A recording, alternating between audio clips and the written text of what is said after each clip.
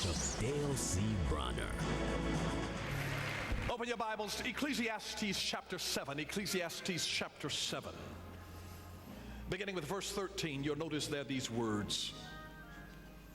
Consider the work of God, for who can make straight what he has made crooked? In the day of prosperity be joyful, but in the day of adversity consider. Surely God has appointed the one as well as the other, so that man can find out nothing that will come after him.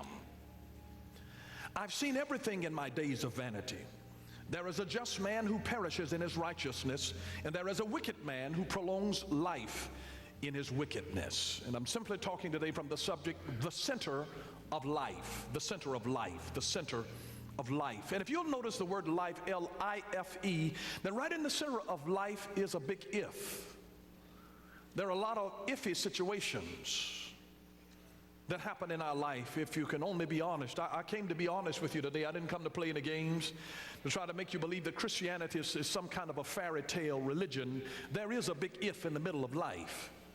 Even when you've got Jesus on the inside of you, living with you, you get married and you think that you're going to live happily ever after. There's a lot of if, the big if, right in the middle of life, right in the middle of life. And notice he said that I've seen everything in my days. He says, well, there's a just man, there's a righteous man that dies in his righteousness, and then there's an old wicked rascal who looks like he'll live forever and just, won't ever die. I mean, some folks that are so crooked that when they die, they're going to have to be screwed in the ground. Isn't it terrible that that you'll find that a woman will have two sons, and then the one that gets killed is a good boy? Like the righteous get cut down prematurely, and then wicked folks just keep on living. You ever notice that look like they won't die? And good people seem to die. I just can't tell you how my heart gets burdened when I do the funerals of good people that served and that loved and that spoke well of others, and then you meet other old mean, ornery folks sitting up at the funeral and just won't die. It just looked like life is just not fair. You wonder, Lord, why did you take this one? Why did this one leave? Why didn't that one go?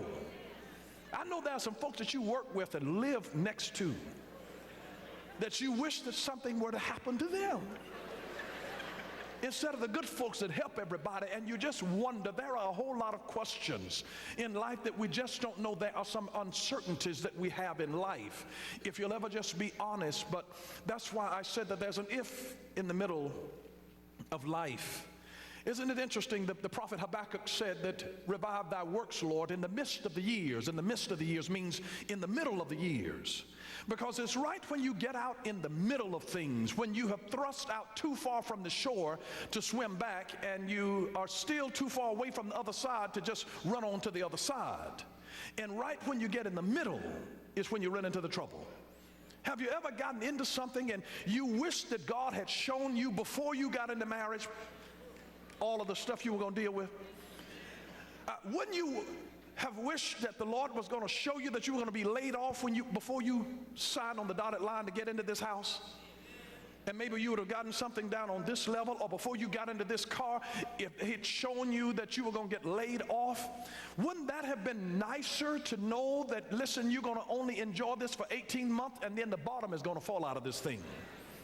Wouldn't it be nice if he let us know all of these things ahead of time? But there's a whole lot of iffy situations in life, and he doesn't always alert us to these dangers that lurk around in our world, but he leaves them there. Notice that it says that the Lord sends both prosperity and adversity. Not one or the other, he sends both. He sends both. Adversity and prosperity. It's off balance just to want to know Jesus Christ in the glory of the resurrection and not want to know him in the fellowship of his sufferings. May I just remind you today that there is a dimension of God that you will never know and never understand if you don't ever go through anything. That there are times that he has to put you in the middle of the fire in order to really come to know him. I mean, you don't really get to know God just because you read somebody's book on God, because you sat in a Sunday school class, or because you heard a sermon or two about God, and now you think, I've got all of the lowdown on God. I really know him. No, you might know about him. But when you get in the fire of life, you don't just learn about him. You begin to learn God himself. It's not until you're in hot water, into some deep situations, when you are in the midst of legal problems or a health situation. It's one thing when somebody else has cancer, but when they tell you that the cancer is in you, now you come to know God in a total different way. When you're lying awake at night and you're struggling with some things, and when as you're growing older in life and you realize that you don't have the same wind that you had coming up the steps as you used to 20 or 30 years ago. And now sometimes, in fact, when you go upstairs to get something and halfway you forget what you went up there to get. And if you stop on the steps too long, you'll wonder, was I coming up or was I going down? You're getting in and out of the tub and you're wondering, was I getting in or was I coming out? It's so interesting when you go through all of these different vicissitudes of life and you have to come to know Jesus, but you have to get into some serious situation, into some things over your head, where you cannot see the outcome of this situation. Anybody know what I'm talking about? Where you had something that happened to you health-wise, financially, or relationally. You thought this person would always be there, always Prince Charming, always the little angel that I married, that I met years ago, and somehow you met the Dr. Jekyll and Mr. Hyde.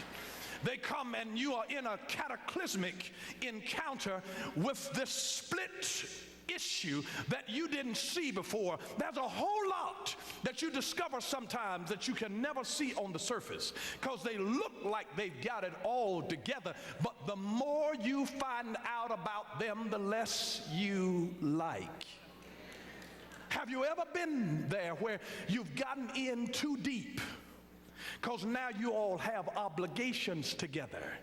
You got children together, you got property together, and it's not as easy to get out of this because now they got your credit jacked up with theirs. And you're in a little too deep and you can't just get out immediately. Have you ever been in a position like that and you need God?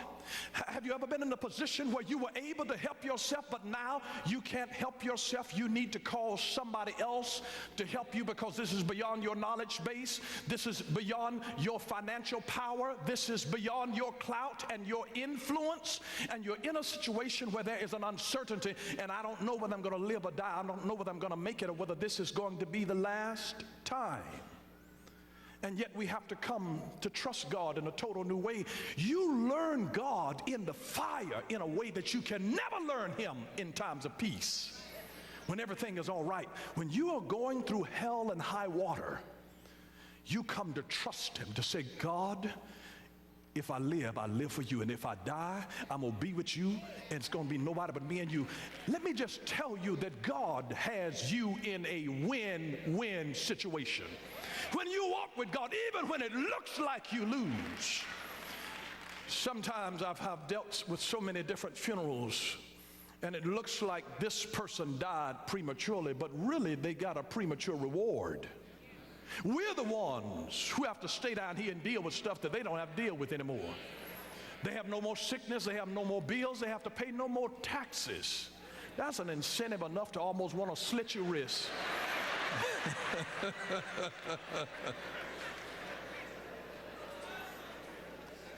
But I am so glad that we come to know God in the fire, in the days of adversity. God plants trouble on your journey on purpose. Because if you never had something beyond what you could handle, you would become a god unto yourself. You would think that you were all that and a bag of chips until God lets you see now your money can't get you out of this. Now your healthy body can't deliver you out of this. Now what are you going to do? Now you can't talk your way out of this one. What do you do now? You come to know God in a total different way. You realize that God gave Joseph a dream when he was a teenager, that his brothers and sisters and his mother and father were going to come and bow down before him? But God never showed him that his brothers were going to betray him and try to kill him, plot to kill him. He never showed him that his oldest brother Reuben was going to be the one that would spare his life and say, man, let's not kill him, because if we kill him, we don't get anything from it. Let's put him in a pit and just leave him here and just said that a wild animal got him. And then some gypsies came by and they said, we shouldn't just let him die here. At least if we sell him into slavery, we get a little profit out of the deal. God never showed him his own brothers, his blood brothers, profiting from his life, putting him in a pit. He never showed him Potiphar's wife down in Egypt lying on him and causing him to be locked up in prison. He never saw the pit. He never saw the prison. God only showed him the palace. And there are times that God will show you positive things in the great vision, and he won't show you the trouble. Because if he did show you the trouble, you wouldn't sign up for it.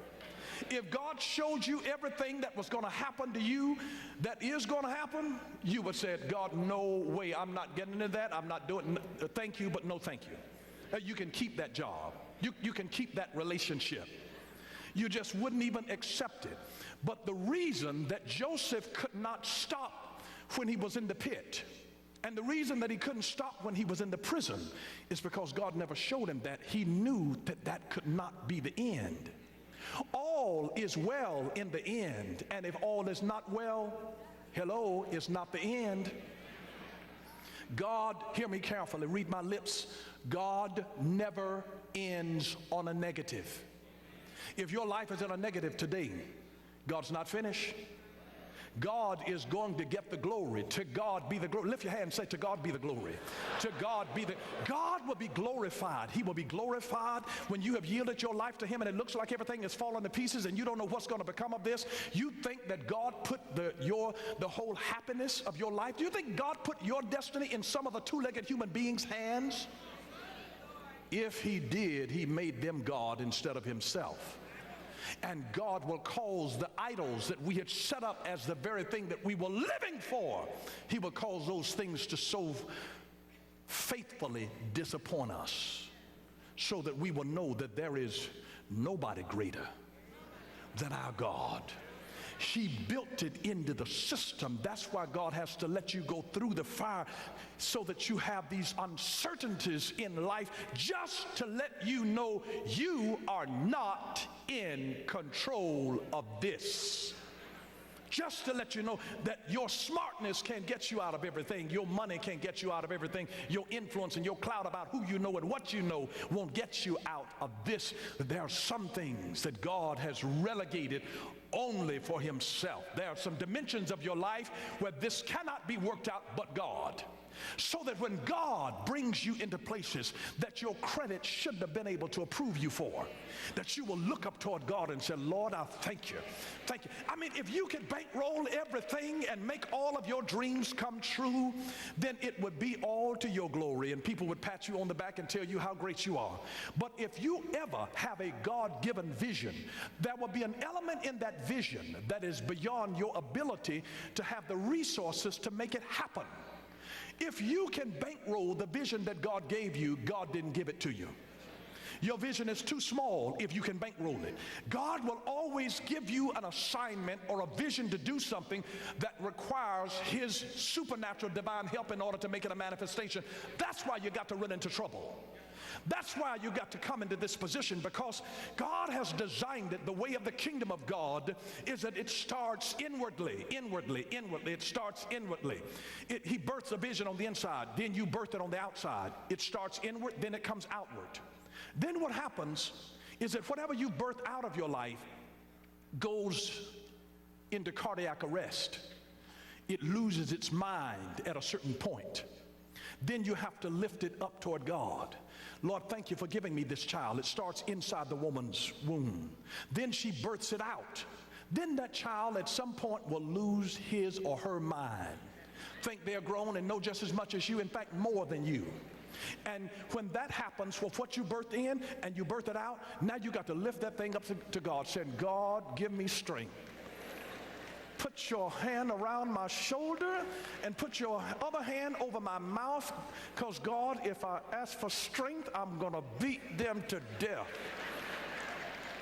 Have you ever been there? And God has to bring you to a point that the very thing that you birthed out, you start a little business, your business goes into cardiac arrest. It comes into financial trouble, and you can't even figure out a way to salvage this thing. You have to lift it up to God.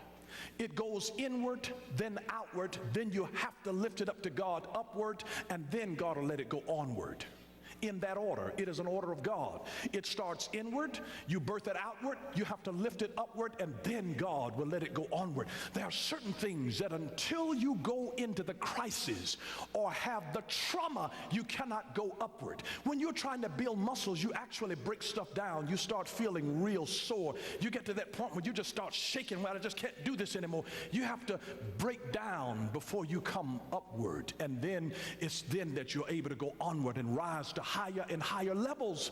And so it is a process of God. It's a process of God. I'm so excited about the process of God that when you are experiencing what you think is adversity, it is actually God's strength being developed. Stop getting mad with God over his process. Let me say this to you. I am his servant. Let me remind you, stop getting angry with God because of the process, because of what somebody is doing to you and what somebody is saying about you. Look at what God is developing in you. Thank God for your trouble. If you didn't have trouble and adversity, you would have been weak. It is your trouble that makes you strong. It is the adversity that you have gone through that have given you a determination and a strength of will. It is your adversity that gave you your testimony. You don't even have a story to tell about what God has done for you and how good he is until your life has experienced a breakdown. When God restores you, that's where your testimony comes in. It is when a negative situation receives the transcendence of the glory of God that God gives you a testimony beyond your wildest imagination. So stop getting mad with the process. I know it's hard, but it's for your own good. God is not concerned about your comfort. He's concerned about your development. And when you're trying to quit on him, he's standing over you like a trainer saying, come on, give me 5 more. He's not trying to hurt you. He's trying to build you. Let him build you. There's a process in place. There is a process in place, and we get mad because of the process, saying that trainer's hard on me. You'll thank God that the trainer was hard on you, because it's building strength in you. Focus on what's being developed in you. Focus on what's being built in you. Don't focus on the sternness of the trainer's voice. Don't focus on the heaviness of the weight. Focus on the muscle that's being built. Focus on the testimony. Focus on the physique that God's getting ready to build in you. God's finna make you better than you've ever been all of the days of your life.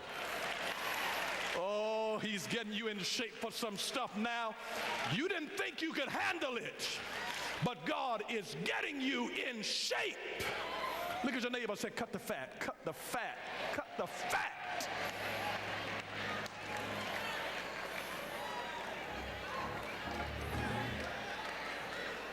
He waited right until you got in the middle of life when fat come rolling your way. Oh, you're at a certain age, you can eat anything that you want to eat and do what you wanted to do. You get a certain age and bam, there go the donut. Bam, there's a pie. Bam, there's a fried chicken. You can look like you look at it and gain weight. Why do you think we call it midlife crisis?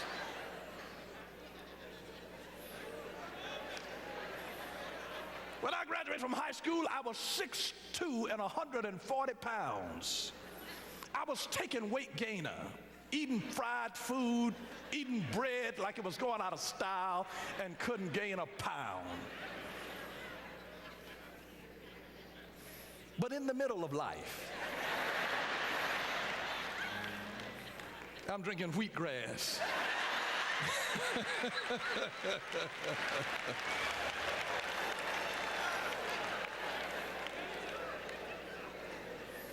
It was Victor Hugo that said that 40 is the old age of youth and 50 is the youth of old age.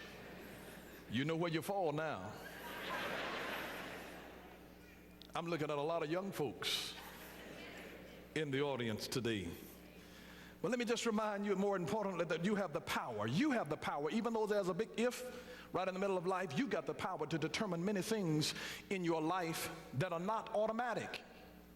There are so many people that live life passively with the belief that God is in control.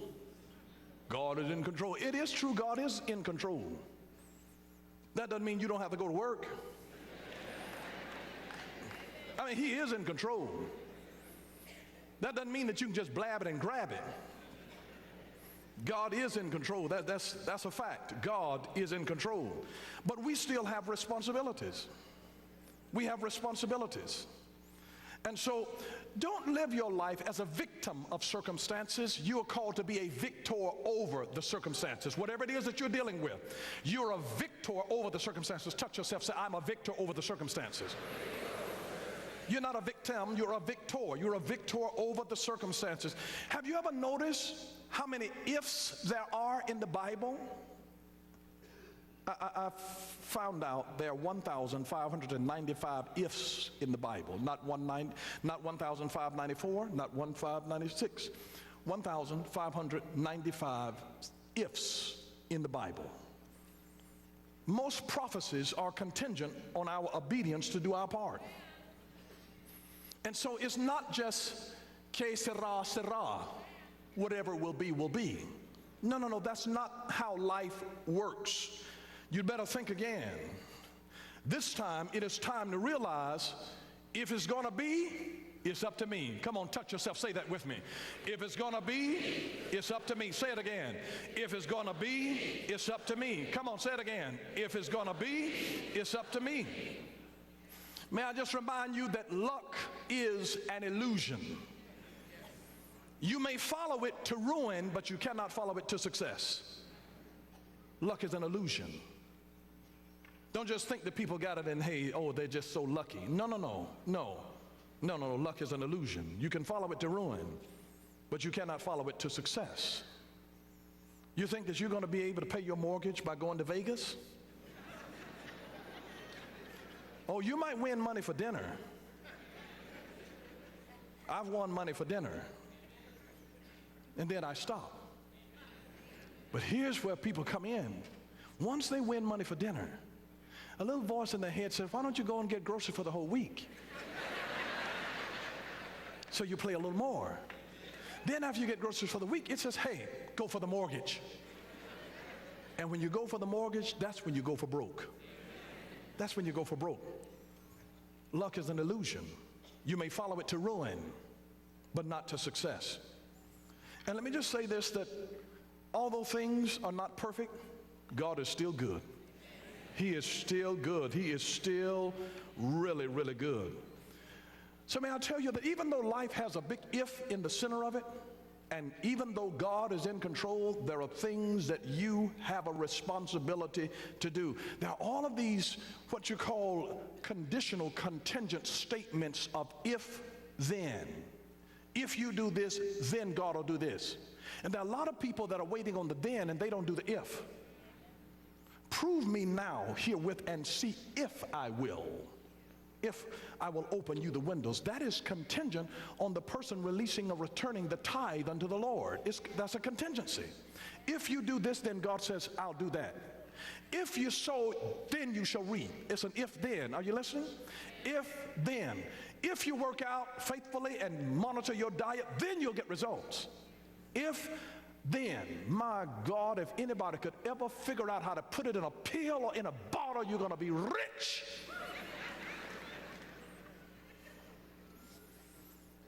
But may I just tell you that life does not work by anything automatic. Boys don't just automatically become men. It is the result of intentionality. It is the result of training and development. It is the result of stopping the blame game and learning to accept responsibility. Well, man, you know, things hard out here. You know, I've been trying real hard. Man, the system is just designed against us. Man, the system is against us. Man, I've been doing... Yeah, I know. But until you accept responsibility, you are powerless to change your situation. Until you accept responsibility. Growing from a boy into a man is the result of putting away childish things. When I became a man, I put away childish things. Becoming a man is not by what you take on to yourself, it's by what you are able to put away from yourself. And so I know a whole lot of adolescent boys that are 50-something years old, 60-something years old, still playing boyish games, still dealing with their toys and living with the philosophy that he who has the most toys wins the game. And there are some things that we will never mature in until we put away childish things and accept responsibility for where we are and for who we are. And to say, God, it was not my brother, it's not my sister, it's not my mother nor my father. Maybe I was not responsible for the way that I was born, but I certainly do determine the way that I die. I am responsible. Don't make the success of your life anybody else's responsibility. You have the ability to stand before God, who will bless your life when you just follow the contingencies of his word. He said in Isaiah chapter 1 and verse 19 that if you are willing and obedient, you shall eat the good of the land. That is contingent on your being willing and your being obedient. Your being willing and your being obedient. He said in Proverbs chapter 2 verse 4 and 5 that if you seek her, speaking of wisdom, as silver, and search for her as hidden riches, then you will understand the fear of the Lord, and then you will find the knowledge of God. There are certain things that if you will do this, God said that he will do that. He said in Psalm 139 verse 23 and 24, search me, O God, and know my heart. Try me and know my thoughts, and see if there be any wicked way in me, and then lead me in the way everlasting. If then there is a process. 2 Chronicles 7:14 says that if my people, which are called by my name, would humble themselves and pray and seek my face and turn from their wicked ways, then will I hear from heaven and I will forgive their sin and I will heal their land. Thank you for watching Power for Living with Bishop Dale C. Bronner. Until next time, God bless you.